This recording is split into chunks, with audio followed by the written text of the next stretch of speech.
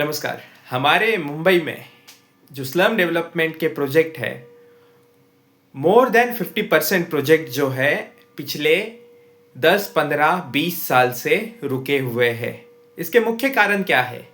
तो देखिए, सबसे पहले जो कहा जाए तो हम जिस स्लम एरिया में रहते हैं, हम जिस चाली में रहते हैं, उस चाली में अक्सर मैंने देखा है, एक्सपीरियंस किया है, दो गुट तैयार होते हैं। एक जो डेवलपमेंट को सपोर्ट करता है, दूसरा जो डेवलपमेंट को अपोज करता है। देखिए, गुट होना यह डेवलपमेंट की ज़रूरी है। एक गुट हो, दो गुट हो, 10 गुट हो, यह हमेशा हर एक प्रोजेक्ट में, हर एक विभाग में होते ही है। लेकिन यह गुट यानी ग्रुप ऑफ पर्सन्स, कमेटी जो रहती है मेन डेवलपमेंट को सपोर्ट करती है, कमेटी के अगेंस्ट जो दूसरे लोग होते हैं जो कमेटी को अपोज करते हैं, यह अपोज जेन्युइन भी हो सकता है या फिर इसके पीछे कोई अलग वजह भी हो सकती है। देखिए, मुंबई के जो बहुत से प्रोजेक्ट है वह इसी कारण रुके हुए हैं, क्योंकि अगर जो स्लम डेवलपर्स है, लोकल है, वह अगर चाहे तो इकट्ठा होके, एक होके अपना डेवलपमेंट आगे बढ़ा सकते हैं। तो मैंने सबसे पहला कारण यह कहा कि एकता, जो भी विभाग होता है जहाँ डेवलपमेंट होती है, वहाँ लोगों में एकता की कमी होती है। दो गुट बन जाते हैं, यानी दो अलग अलग, एक जो डेवलपमेंट के फेवर में है कमेटी वो होती है, और दूसरी जो दूसरे लोग हैं जो प्रोजेक्ट के बारे में कोई कमियां निकालते रहते हैं। ये प्रोजेक्ट में ये कमी है, ये सारी चीज़ें, या फिर कोई डिमांड्स भी हो सकती है उनकी। तो देखिए, अगर डिमांड्स जेन्युइन हो, उसके वजह से प्रोजेक्ट अगर वो रोकते हो तो यह बात सही है। लेकिन अगर डिमांड गलत हो, अगर प्रोजेक्ट रुकता हो, तो वो गलत बात है। तो मैंने पहली जो प्रोजेक्ट रुके हुए हैं मुंबई में, more than 50% project slum development के प्रोजेक्ट है, वह रुके हुए हैं। अभी दूसरी बात, जो इम्पोर्टेंट बात है, वह देखिए, जो बिल्डर्स, जो डेवलपर्स होते हैं, उनके पास फंड्स की कमी होती है। उस वजह से भी कई बार प्रोजेक्ट रुक जाते हैं। एक बात मैं आपको बताना चाहूँगा, यह हर एक केस में नहीं होता है, लेकिन पर कुछ कुछ केस में होता है। इसलिए हर कमेटी में अपना डेवलपर्स, अपना बिल्डर चुनते समय जो चाली में की कमेटी है, उन्होंने ध्यान रखना चाहिए। वह यह है कि हम जिस बिल्डर को, जिस डेवलपर को हमारे चाली का, हमारे झुग्गी झोपड़ियों का विकास करने उसे सहमति दे रहे हैं, उस डेवलपर का, बिल्डर का फाइनेंशियल कैपेसिटी कितना है, यानी उस सिंपली कहे तो उस बिल्डर के पास पैसा कितना है, उसके कंपनी के पास उसका फाइनेंशियल स्ट्रेंथ कितना है। यानी अगर उस डेवलपर का, बिल्डर का फाइनेंशियल स्टेटस वीक होगा, या फिर और एक महत्वपूर्ण बात, अगर आपके डेवलपमेंट के वक्त किसी भी बिल्डर को डेवलपमेंट के लिए आपकी चाली, आपका जो झुग्गी झोपड़ियों का विभाग दे रहे हैं, तो आप यह बात ध्यान रखिए कि वो डेवलपर का पास्ट रिकॉर्ड क्या है, उसने प्रीवियस कितने प्रोजेक्ट डेवलप किए हैं, वो प्रोजेक्ट टाइमली कंप्लीट किए हैं या नहीं किए हैं, यह एक बात महत्वपूर्ण है।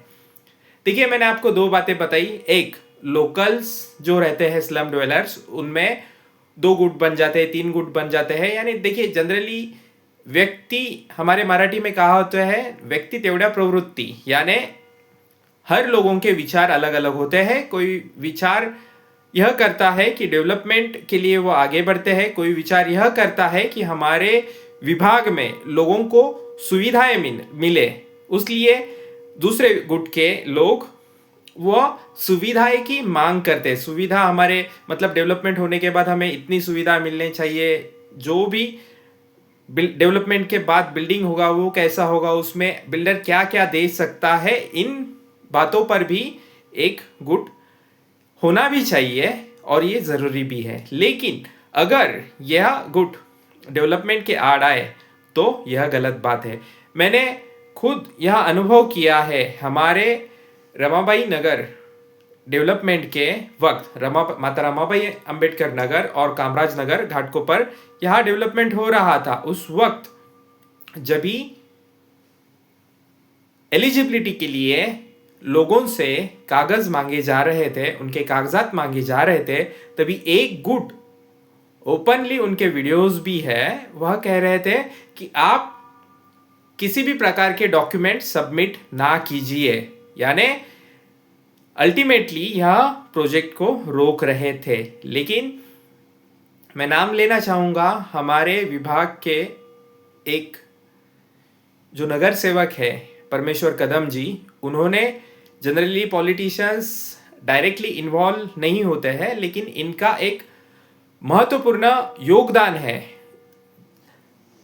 हमारे यहाँ घाटकोपर में MMRDA जो माता रमाबाई नगर है हमारा और कामराज नगर है, यहाँ का डेवलपमेंट हो रहा था।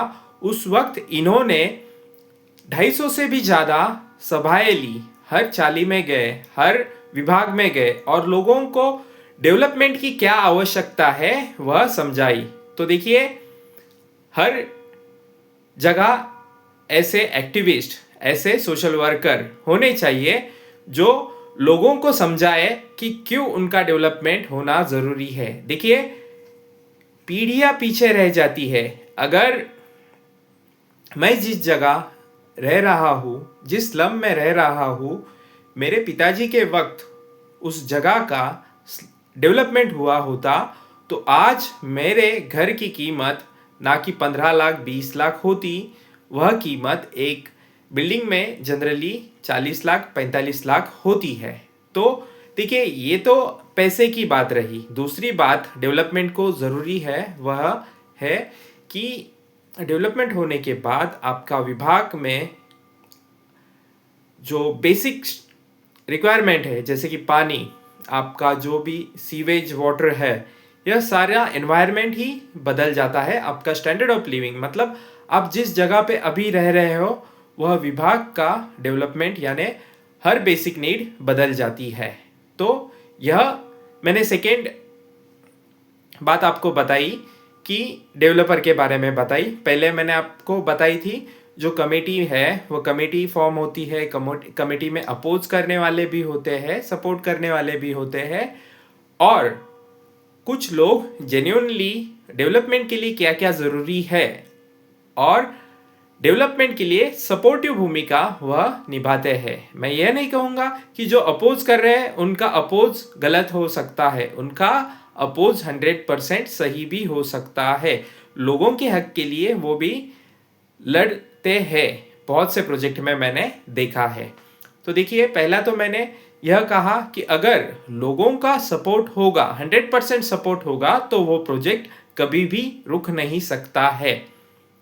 दूसरी बात मैंने बताई, जो डेवलपर होता है, जो बिल्डर होता है, उसकी फाइनेंशियल कैपेसिटी क्या है, क्या वो उसके पास इतने पैसे हैं, इतने फंड्स हैं कि वो अगर समझो 500 झुग्गी झोपड़ियाँ है तो उस डेवलपर के पास कितना पैसा होना चाहिए, ये आप अनुमान लगा सकते हो। एक डिजिट आप सोच सकते हो कि इतना अमाउंट जो 500 लोगों का रेंट है, वही अगर आप 15,000 से कैलकुलेट करें या फिर 16-18,000 के से कैलकुलेट करें तो वो अमाउंट आप जान जाओगे कि ये प्रोजेक्ट के लिए 4 साल लगते हैं, 3 साल लगते हैं, तो वो बिल्डर दे पाएगा कि नहीं। एडिशनली अगर एक बिल्डिंग कंस्ट्रक्ट करना है, 2 बिल्डिंग कंस्ट्रक्ट करना है, उसका अमाउंट वो डेवलपर कहाँ से लाएगा। तो देखिए, मैंने सेकेंड बात आपको डेवलपर के बारे में बताई, लेकिन उसमें भी मैं आप एक महत्वपूर्ण बात आपको बता देता हूँ। ऐसे भी लोग होते हैं, मैं किसी का नाम लेना नहीं चाहता हूँ, लेकिन या फिर मैं ये इस बात को पुष्टि भी नहीं देना चाहता, लेकिन आपको एक जनरली बताना चाहता हूँ कि जनरली आपके झुग्गी झोपड़ियों के लिए डेवलपमेंट के लिए कोई आता है, ओके, उसको आप परमिशन देते हैं, तो वह बिल्डर, वो डेवलपर थर्ड पर्सन को वो प्रोजेक्ट सेल कर देता है और अपना मुनाफा उसमें से निकाल लेता है। तो इस वजह से भी आपका डेवलपमेंट रुक जाता है इन द सेंस उस प्रोजेक्ट में डिफ़िकल्टीज आती है और वो बिल्डर थर्ड पर्सन को आपका प्रोजेक्ट सेल करता है, उसमें से उसका मुनाफा निकालता है। अल्टीमेटली अगर आप जो व्यक्ति, जो डेवलपर जिसके पास फाइनेंशियली स्ट्रेंथ नहीं है, जिस बिल्डर ने पहले डेवलपमेंट नहीं किए हैं, अगर आप उनको आपके जो भी विभाग है, झोपड़पट्टी विभाग है, चाली है, आपके घर है, वो अगर डेवलपमेंट को दोगे तो आप फंस सकते हो। मुंबई में मैंने पहले ही बताया आपको, मोर देन 50% प्रोजेक्ट जो है वह रुके हुए हैं। हमारे जो झुग्गीवासी है, भाई बहनें जो भी है, वह अभी उनकी उम्र गुजर गई लेकिन उनका डेवलपमेंट नहीं हुआ। लगभग 20 साल 25 साल से भी प्रोजेक्ट पेंडिंग है। ऐसी भी चीज़ें हैं, लेकिन चिंता ना करें। हम अगर ऐसे चीज़ में फंस जाते हैं जहां हमारा बिल्डर हमारा डेवलपमेंट नहीं कर रहा है, उस वक्त हम एसआरए में एप्लीकेशन कर सकते हैं। कमेटी एसआरए में एप्लीकेशन कर सकती है और उस बिल्डर को उस डेवलपमेंट से हटा सकती है। उसके बाद एक नया जो बिल्डर है, जिसके पास फाइनेंशियल वो कैपेबल है, जिसने डेवलपमेंट किया है और जेन्युइनली वो डेवलप कर सकता है, तो ऐसा बिल्डर उस प्रोजेक्ट को हम दे सकते हैं। तो मैंने सेकेंड चीज़ बताई डेवलपर जो है उसके बारे में। तीसरी बात यह है, देखिए हमारे मुंबई में बहुत सी झुग्गी झोपड़ियाँ है, वह सेंट्रल गवर्नमेंट के लैंड पे है, यानी जगह जो है वह सेंट्रल गवर्नमेंट की है, जैसे कि रेलवे की जगह या फिर किसी भी प्रकार के अन्य सेंट्रल गवर्नमेंट की जगह पे अगर आप हो तो आपका डेवलपमेंट रुक जाता है। ठीक है। तीसरी बात, देखिए जगह सेंट्रल गवर्नमेंट की होती है तो भी दिक्कत आती है, जगह प्राइवेट लैंड भी हो तो भी दिक्कत आती है। अगर प्राइवेट लैंड डेवलप करनी है तो आपके जगह का जो ओनर है उसने वो डेवलपमेंट के लिए परमिशन देना ज़रूरी है। अगर नहीं देता उसका भी अलग प्रक्रिया है, उसमें भी थोड़ा बहुत वक्त लग जाता है। तो देखिए मैंने थर्ड चीज़ जो आपको बताई वह जगह के बारे में बताई, आपकी झुग्गी झोपड़ियाँ किस जगह पर है। तो अगर आपकी जगह स्टेट गवर्नमेंट में है, स्टेट गवर्नमेंट लैंड है, कलेक्टर लैंड है, बीएमसी लैंड है, म्हाडा लैंड है, तो आपका डेवलपमेंट जो है वह आसानी से हो जाता है, क्योंकि सरकार को भी डेवलपमेंट की ज़रूरत होती है। सरकार वह जगह इजीली जो भी डेवलपर रहे उनको हैंडओवर कर देता है डेवलपमेंट के लिए।